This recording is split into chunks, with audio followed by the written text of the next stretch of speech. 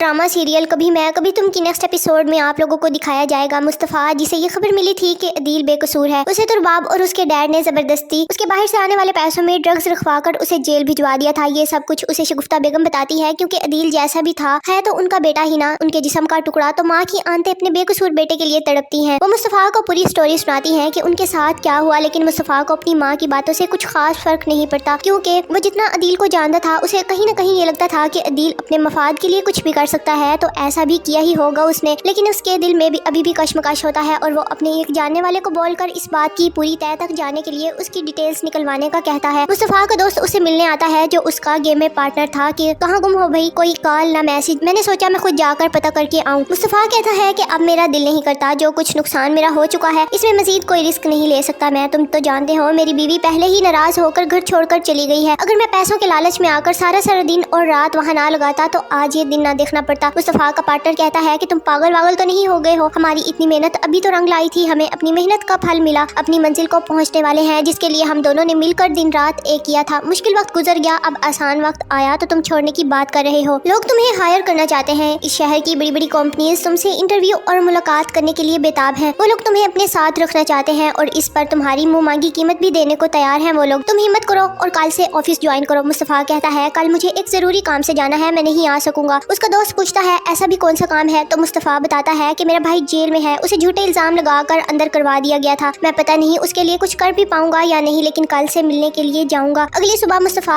अदील से मिलने के लिए सीधा जेल पहुंच जाता है। अदील को जैसे ही पता चलता है कि उसका भाई उससे मिलने के लिए आया है, वो बहुत शर्मिंदा होता है कि मुस्तफ़ा यहाँ कैसे, मैंने तो उम्मीद ही छोड़ दी थी कि तुम लोगों को दोबारा देख भी पाऊंगा या नहीं। वो मुस्तफ़ा को बताता है मैं बेकसूर हूँ, मेरा कोई जुर्म नहीं है, रुबाब ने और उसके बाप ने मुझे फंसाया है। मुस्तफ़ा खामोशी से जिंदगी में पहली बार अपने भाई को यूं लाचार और बेसहारा देख रहा होता है, जो हर वक्त अपने घमंड और गुरूर में रहता था, किसी को पल्ले नहीं बांधता था, और आज देखो कैसे तड़प रहा है कि कोई उसकी बात को समझे और उसका यकीन कर ले। मुस्तफ़ा कहता है कि मैं जानता हूँ आप बेकसूर हैं, लेकिन आपने जो लोगों के साथ धोखे किए, झूठ बोले अपने फायदे के लिए, ये कहीं ना कहीं इसकी सजा है। अदील बहुत शर्मिंदा होता है मुस्तफ़ा से, वो कहेगा मुझे माफ कर दो मेरे भाई, मुझसे बहुत बड़ी गलती हो गई जिसका एहसास मुझे आज हो रहा है। रुबाब ने शर्जीना पर इल्जाम लगाया था, ये जानते हुए भी कि वो झूठ बोल रही है। मैंने रुबाब का साथ दिया था, अम्मा अब्बा को तुम्हारे खिलाफ भड़काया और तुम्हें रातों रात बेइज्जत करके घर से निकलवाया, और शायद कहीं ना कहीं आज उसी की सजा भुगत रहा हूँ मैं। अदील कहेगा मुस्तफ़ा से कि मैं तुम्हारे साथ नफरत में इतना आगे बढ़ गया था कि मुझे एहसास ही नहीं हुआ क्या सही है क्या गलत, लेकिन तुम इस सब के बावजूद मुझसे मिलने के लिए आए। तुम्हें अंदाजा नहीं मुझे कितनी शर्म आ रही है तुमसे, मैं नहीं समझ पा रहा कि अपनी गलतियों का अजाला कैसे करूँ। फिर मुस्तफ़ा कहेगा जो होना था वो हो गया, पुरानी बातें जितनी याद करेंगे उतना ही दुख में मुब्तला होंगे, आप फिक्र ना करें मैं छुड़वा लूंगा आपको जल्द ही यहाँ से। अदील कहेगा कि तुम कैसे निकलवाओगी, तुम्हारे पास तो इतने पैसे भी नहीं होंगे, अब्बा का घर भी मैंने अपनी मफाद और जरूरतों के लिए बेच डाला था, पीछे रह ही क्या गया है। और तुम रुबाब और उसके बाप की ताकत को नहीं जानते, वो कितने चालाक है दोनों, तुम्हें अंदाजा नहीं, इन्होंने पुलिस वालों के मुंह बंद किए हुए हैं पैसे देकर, वरना सबको पता है कि मेरा कोई जुर्म नहीं है। मुस्तफ़ा कहता है आप फिक्र ना करें मैं देख लूंगा इन्हें, और वो चला जाता है। अदील को मुस्तफ़ा की हालत का अंदाजा नहीं था कि वो कितना अमीर बन चुका है। अदील मुस्तफ़ा को पहले वाला मुस्तफ़ा समझकर हल्के में ले रहा होता है। मुस्तफ़ा जैसे ही जेल से बाहर निकलता है तो सामने रुबाब और मुस्तफ़ा आमने सामने आ जाएंगे। रुबाब भी हैरान होती है और मुस्तफ़ा को अदील के खिलाफ रुखलाने की नाकाम कोशिश करेगी कि इसने तुम्हारे साथ क्या कुछ नहीं किया और तुम हो कि उसे फिर भी मिलने के लिए आ गए, मानना पड़ेगा तुम्हें। मुस्तफ़ा कहता है ये हमारे घर का पर्सनल मैटर है, आपको इस बारे में ज्यादा परेशान होने की जरूरत नहीं। रुबाब कहेगी मुझे भी कोई शौक नहीं है, और ये जो तुम अपने भाई को निकलवाने की नाकाम कोशिश कर रहे हो तो मत करो, थक जाओगे, कहाँ से लाओगे इतने पैसे अपने भाई को छुड़वाने के लिए, मैंने तो पुलिस वालों के पैसे देकर मुंह बंद किए हुए हैं, तुम कुछ भी नहीं कर सकते। और मुस्तफ़ा तंजिया मुस्कुरा देगा कि देखते हैं फिर कौन कामयाब होगा, हम दोनों एक ही शख्स के लिए लड़ेंगे, एक मारने पर तुला हुआ है और एक बचाने पर, अब देखना ये है कि किसकी जीत होगी। तो रुबाब मुस्तफ़ा को इतना कॉन्फिडेंस में देखकर जल जाएगी और कहेगी कि ये कॉन्फिडेंस संभाल कर रखना काम आएगा। रुबाब नहीं जानती होती कि मुस्तफ़ा भी अब ताकतवर बन चुका है पैसों के मामले में, अब वो भी रुबाब की बराबरी कर सकता है। इनफैक्ट रुबाब से ज्यादा दौलत आ गई है उसके पास, वो तो उसकी कंपनी के शेयर्स भी खरीद सकता है, और मुस्तफ़ा कुछ ऐसा ही करेगा जिससे रुबाब और उसके बाप का घमंड टूटने वाला है और ये लोग मुंह की खाएंगे। मुस्तफ़ा जाएगा डिफरेंट कंपनीज के पास और रातों रात जिन कंपनीज के साथ रुबाब और उसके डैड के कॉन्ट्रैक्ट्स थे वो खरीद लेगा और उनके साथ डील्स करेगा, जिससे रुबाब के डैड की कंपनी के शेयर्स नीचे गिर जाएंगे, अचानक डाउन हो जाएंगे, और मुस्तफ़ा शहर का नंबर 1 बिजनेसमैन बन जाएगा। रुबाब और उसके डैड को जब तक इस बात का पता चलेगा तब तक काफी देर हो चुकी होगी, वो कुछ भी नहीं कर सकेंगे। रुबाब का मैनेजर उसे आकर बताएगा कि हमारे साथ सब कंपनीज ने काम करने से इनकार कर दिया है, हमारे शेयर्स गिर चुके हैं, जिससे हमारी कंपनी बिल्कुल डाउन हो चुकी है, हमें बहुत ज्यादा लॉस हुआ है। तो रुबाब को ये यकीन करना काफी ज्यादा मुश्किल होगा कि ये कैसे मुमकिन हो सकता है, अभी कुछ घंटों पहले ही तो उनकी कंपनी दुनिया की नंबर 1 कंपनी में से एक थी। अचानक से क्या हुआ और डिटेल्स निकलवाएगी और पता करवाएगी आखिर क्या गलती हुई उनसे और ये सब किसने किया। उसे मुस्तफ़ा का ख्याल ज़हनो गुमान में भी नहीं होगा। मुस्तफ़ा जिसे वो कल वॉर्न करके आई थी, उसने अचानक से उसके पर काट दिए और आसमान से लाकर जमीन पर पटक दिया। जब रुबाब डिटेल्स निकलवाती है, जहाँ वो जो देखती है उसे अपना सर घूमता हुआ दिखाई देता है कि मुस्तफ़ा ने किया ये सब। उसके पास इतनी दौलत कहाँ से आई कि रातों रात उसने कुछ ही घंटों में रुबाब लोगों के साथ जो कंपनीज अटैच थी उनके शेयर्स खरीद लिए। वो सदमे में चली जाती है कि उसके पास तो 2 वक्त की रोटी खाने के पैसे भी नहीं थे, तो अचानक से ये इतना अमीर कैसे हो गया। फिर उसका मैनेजर रुबाब को डिटेल्स देगा कि कैसे वो एक गेम बनाने की वजह से इतना वायरल हुआ और अमीर हो गया कि उसने सभी को पीछे छोड़ दिया। कुछ ही देर में रुबाब का वर्कर आकर उसे बताएगा कि मुस्तफ़ा नामी शख्स आपसे मिलने के लिए आया है, अंदर भेज दूं। तो रुबाब मुस्तफ़ा की इस हिम्मत पर दाद देगी। थोड़ी ही देर में मुस्तफ़ा कमरे के अंदर आता है, जिसके चेहरे पर तंजिया मुस्कुराहट होती है। रुबाब भड़क जाती है कि तुम्हारी हिम्मत कैसे हुई मेरे ऑफिस में घुसने की। तो मुस्तफ़ा कहता है कि अरे इस शहर का